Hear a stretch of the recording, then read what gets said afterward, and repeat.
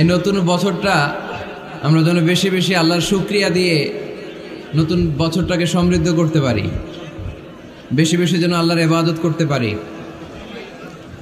নতুন বছরে আমরা শপথ নেই আমরা যেন অন্তরে হিংসা লালন না করি, বিদ্বেষ লালন না করি, আমরা নিজেরা যেন কাদা ছোড়াছুরি না করি, আমরা যেন মিলেমিশে একসাথে একাকার হয়ে যাই।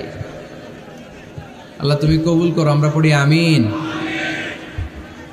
60টা জিনিস মানুষ মরে যাওয়ার পরে তার কবরে পৌঁছতে থাকে।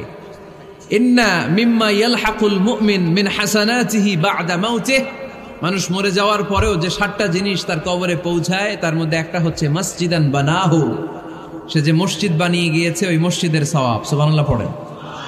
আপনি টাকা দিয়ে মসজিদ বানিয়ে দিলেন, ওই মসজিদে মুসল্লিরা নামাজ পড়ে, রোজাদাররা এসে ওখানে ইফতার খায়, তাহাজ্জুদ আদায়কারীরা তাহাজ্জুদ পড়ে, তাদের সওয়াবের কমতি হবে না, কিন্তু তাদের সওয়াবের একটা পার্সেন্টেজ সওয়াব যে ব্যক্তি মসজিদ বানালো তার আমলনামে আল্লাহ ঢুকিয়ে দেয়।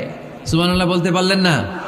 হে নামাজি আমার ঘরে নামাজে পড়ো আজ, দিলে মে তোমার চরণ তলে হৃদয় যায় নামাজ।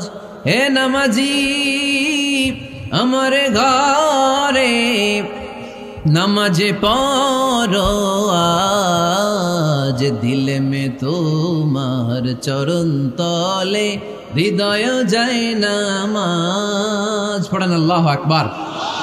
কি সুন্দর লিখেছেন কাজী নজরুল ইসলাম। কাজী নজরুল ইসলাম খুব সুন্দর করে বলে পড়ে, তাদের সওয়াবের কমতি হবে না, কিন্তু তাদের সওয়াবের একটা পার্সেন্টেজ সওয়াব যে ব্যক্তি মসজিদ বানালো তার আমলনামে আল্লাহ ঢুকিয়ে